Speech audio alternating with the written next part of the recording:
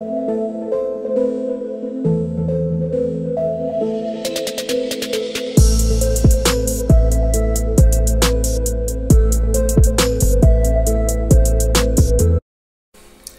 à tous, j'espère que vous allez bien. On se retrouve aujourd'hui pour une nouvelle vidéo. On va revenir sur le dossier Erling Haaland, puisqu'il y a énormément de gens qui sont venus dans les messages privés pour me demander qu'est-ce qui se passe avec Erling Haaland, où on en est, etc. etc. Tout d'abord, évidemment, avant de parler de cela, on est satisfait de la dynamique du FC Barcelone depuis déjà quelques semaines, quelques mois. Il faut le dire, hein, au niveau du jeu, au niveau de l'efficacité, on retrouve le Barça d'il y a quelques années. C'est vraiment plaisant à voir, même si en Ligue des Champions, on est sorti assez tôt contre le Paris Saint-Germain suite à un match aller complètement raté. Le match retour, s'il y avait eu de l'efficacité, on aurait pu rêver. Et en Liga, franchement, sur les 15 derniers matchs, on doit y avoir, je sais pas, 1 ou 2 matchs nuls. Et le reste, c'est que des victoires. Il me semble qu'on est sur la meilleure série en Europe actuellement. Et franchement, vu ce qu'on propose, ça m'étonne pas. Après, le sérieux va arriver assez rapidement parce qu'on va jouer contre le Real Madrid à l'extérieur.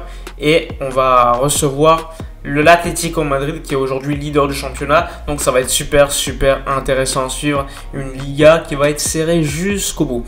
Enfin bref, on revient sur Erling Haaland. Erling Haaland, vous le savez, c'est un numéro 9 exceptionnel.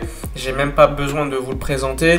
Il a des statistiques invraisemblables depuis ses débuts avec Salzbourg. Hein. Il doit avoir un ratio supérieur à un but par match à Salzbourg. Et avec Dortmund, il a un but par match tout pile. Donc c'est quelque chose d'exceptionnel. Il est très jeune, il doit avoir 20 ans il me semble. C'est un joueur qui a beaucoup de qualité. On a l'habitude de penser qu'Erling Haaland, c'est juste un joueur qui est très grand, qui a de la puissance, qui est un bon finisseur. Mais c'est pas que ça. C'est également un joueur technique. Et évidemment, il a encore une marge de progression au niveau de la construction du jeu. Mais il y a tellement de qualité chez ce joueur que c'est pas étonnant que tous les grands clubs européens le veuillent dans leur club. Alors, Raiola, il y a quelques mois, il a annoncé qu'il y avait 10 clubs qui pouvaient acheter Erling Haaland. Ça, c'est la capacité financière. Et il y avait le Barça dans cette liste des 10 clubs. Ensuite, parmi ces 10 clubs, il y avait 4 clubs anglais. Raiola, il parlait évidemment de Manchester City, de Manchester United, de Liverpool et de Chelsea. Déjà, on va essayer de restreindre la liste. On sait que Liverpool l'année prochaine, pour la Ligue des Champions, ça va être très compliqué. Donc on peut les supprimer de la liste. Il y a également, concernant Chelsea, Christian Falk, qui est un journaliste de Bild. On lui a posé la question assez souvent. Il a répondu qu'Erling Haaland, Chelsea, ça l'intéressait pas trop. En plus, il y a déjà Timo Werner qui vient d'être recruté. Et Werner, il veut rester à Chelsea. Donc, la piste Chelsea s'éloigne. Il reste 2 clubs en Angleterre. Manchester United et Manchester City. Manchester United, pour être honnête, avec tous les problèmes qu'il y a entre Pogba et la direction United et Raiola, je ne le vois pas y aller. Donc, on peut écarter Manchester United. En Angleterre, il reste donc Manchester City, qui en plus de cela a une grosse capacité financière et qui, il faut le dire, a l'avantage d'avoir déjà eu son père comme joueur. Donc Erling Haaland, quand il était petit, il voyait son père jouer sous la tunique bleu ciel de Manchester City. Donc, on garde Manchester City. Ensuite, on va dans d'autres pays. Il y a le Paris Saint-Germain qui pourrait, mais il faudrait vendre pas mal de joueurs. Il y a Moïse Kean qui veut rester au Paris Saint-Germain et surtout, il y a Mauro Icardi. Donc, je pense pas que ça se fera et je pense qu'Erling Haaland ne veut pas aller en Ligue 1. Il veut pas jouer avec Mbappé, il veut être la star de l'équipe. Donc, on peut enlever le Paris Saint-Germain. Donc, pour l'instant, on n'a que Manchester City. Ensuite, on va en Espagne et là, tu as 2 clubs, le Real et le Barça. Et on sait que ces 2 clubs, eh bien, ils veulent Erling Haaland, c'est la priorité. Alors oui, le Real Madrid voulait Mbappé, mais Mbappé va vraisemblablement prolonger, même si on ne sait pas ce qui va se dérouler. S'il prolonge, c'est terminé, et le Real Madrid ira sur Erling Haaland pour essayer de l'acheter comme le Barça. Si Mbappé refuse de prolonger, par contre là, on pourrait voir Mbappé, pourquoi pas, aller au Real Madrid et dans le cas contraire, le Paris Saint-Germain pouvoir tenter Erling Haaland. Mais je ne vois pas Erling Haaland aller en Ligue 1. Donc le Real Madrid abandonnerait la piste Erling Haaland s'il recrute Mbappé. Et le Barça qui lui veut Erling Haaland à tout prix. On sait que Mino Raiola et Joan Laporta se sont déjà parlé. Ils se sont déjà parlé pour d'autres joueurs également. Mais la priorité de Laporta, c'est Erling Haaland. Et il y a déjà des conseillers qui ont parlé d'Erling Haaland, qui ont confirmé sur les réseaux sociaux, des très très proches de Joan Laporta. Il y a eu également un directeur actuel avec Joan Laporta du FC Barcelone qui a complètement montré cela via avoir un tweet où il a favorisé un tweet qui disait que d'une certaine manière le Barça voulait Erling Haaland. Aujourd'hui, c'est la priorité. On sait qu'il y a quelques jours, il y a eu un article de ABC qui est sorti, article quand même d'une presse très pro-madrilène, donc attention, qui annonce qu'Erling Haaland il va signer contre 160 millions d'euros, avec 20 millions de primes à la signature, avec un gros salaire, etc. etc. Enfin bref, des chiffres super précis. Sauf qu'aujourd'hui, on est au mois de mars. Au mois de mars, Dortmund ne peut pas avoir déjà négocié ces chiffres avec le Real Madrid. Officiellement, ils sont clairs, ils ne veulent pas vendre Erling Haaland. Ils n'ont même pas discuté avec Erling Haaland. Donc pourquoi il y aurait des chiffres aussi précis? Ça n'a aucun sens. On parle évidemment énormément de la dette du Barça. Mais le Barça, s'ils vendent le Barça Corporate, s'ils vendent des joueurs comme Griezmann, comme Coutinho, eh bien Erling Haaland, c'est totalement possible. On parle de la dette du Barça, mais parlons de la dette du Real Madrid, qui a une dette brute de 950 millions d'euros. Alors oui, leur dette est mieux contrôlée que celle du Barça, mais comme quoi, on dit que le Real va acheter Camavinga, Pogba, Mbappé, Haaland, mais ils ont également une grosse dette. Par contre, on n'en parle pas, on parle que celle du Barça. Donc ça, pour moi, encore une fois, c'est la preuve que certaines personnes ne connaissent pas leur sujet.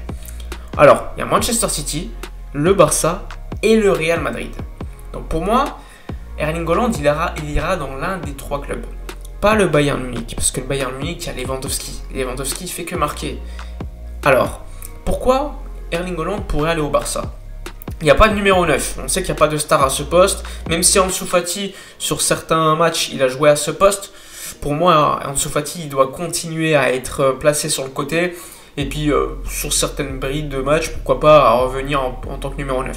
Mais pour moi, il n'y a pas de numéro 9 top. Il y en a Martin Braithwaite sur le banc, quoi.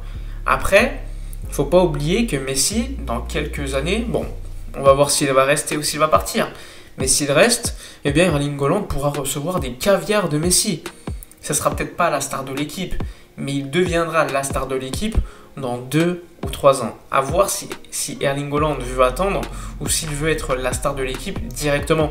Et dans ce cas-là, le Real Madrid pourrait lui offrir cela. Parce que Benzema est encore performant, mais bon, il se fait vieux. Parce que Hazard n'est pas au niveau, parce que Vinicius, Rodrigo, etc., c'est des jeunes joueurs qui n'ont pas le niveau attendu pour le Real Madrid, même s'ils ont des qualités. Donc pour l'instant, il ne faut pas croire les rumeurs qui nous disent que Erling Haaland au Real c'est déjà fait. Non, c'est pas déjà fait. Il y aura une grosse lutte pour recruter Erling Haaland. On ne sait pas si ça sera cet été ou l'été prochain. Si Dortmund ne veut pas en Ligue des Champions, ils sont 5e aujourd'hui de Bundesliga, c'est sûr, Erling Haaland va quitter Dortmund cet été. Par contre, si il y a qualification en Ligue des Champions, il peut rester, mais moi je ne le vois pas rester. Tout simplement parce que je pense qu'il en a marre de jouer à Dortmund, il veut quand même jouer à un niveau supérieur. Et en plus de cela, il ne faut pas oublier, Erling Haaland, il a tous les clubs derrière lui. Dortmund, s'il y a une clause à 75 millions d'euros dans l'année prochaine et qu'aujourd'hui il n'y en a pas, on ne sait pas, il faut voir. Hein. Moi personnellement, je réfléchirais à le vendre à 120-130 millions, parce que l'année prochaine, tu n'auras que 75. Donc ça aussi, il faudra l'analyser pour Dortmund. Personnellement, je pense qu'il partira l'été prochain. Mais à suivre, il y aura une grosse lutte entre Manchester City, le Barça et le Real Madrid. À voir ce qui va se dérouler. Évidemment, moi je veux qu'il aille au FC Barcelone, il n'y a pas de débat. Mais ça va être très compliqué. On sait que Raiola, il veut placer ses joueurs dans des gros clubs. Il a déjà discuté avec Laporta, il veut pourquoi pas placer Erling Haaland. Mais moi, franchement, qui me place Erling Haaland ou De Ligt, je serais super satisfait. Après, De Ligt, ça va être très compliqué avec sa clause libératoire, même si la Juve est en difficulté aujourd'hui. Ensuite, pourquoi ramener Erling Haaland au FC Barcelone? Également pour une question d'image et de marketing.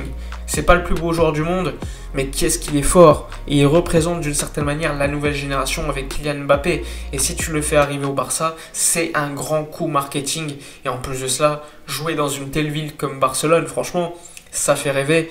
Donc à suivre. Mais City, il faut faire attention à eux. City, ils ont beaucoup d'argent. Ils connaissent déjà Erling Haaland, ils ont Pep Guardiola. Erling Haaland était plus ou moins supporter via son père de Manchester City. Et City, ils ont un gros projet, hein, faut pas l'oublier. Le Barça aussi, mais c'est des jeunes joueurs. Je sais pas si Erling Haaland va plutôt attendre un projet super sérieux comme City ou aller dans un projet comme le Barça qui a quand même, on attend des confirmations, mais quand même t'as Ansu Fati, t'as Messi, etc. Le Real Madrid par contre, c'est un projet, je sais pas, il y a quand même des grands joueurs, mais Modric, Kroos, Casemiro, ils se font vieux. Pour l'instant, les jeunes, à part Vinicius, et encore, c'est pas top. Ils ont prêté énormément de joueurs, Odegaard, ils ont prêté Kubo, il y a Valverde qui est jeune, qui est plutôt bon. Mais globalement, il n'y a pas un projet aussi clair qu'on peut le penser. Dans le jeu, je les trouve moins forts que le Barça depuis le mois de janvier. Mais ça reste un immense club qui peut attirer n'importe qui. En tout cas, la course va être super intéressante. Dites-moi dans les commentaires votre pronostic pour l'été prochain, votre budget pour le recruter, ce que vous feriez pour le ramener, donc au niveau des ventes. N'oubliez pas de liker, commenter, partager. Moi, je vous dis à la prochaine et d'ici là, comme d'habitude, portez-vous bien.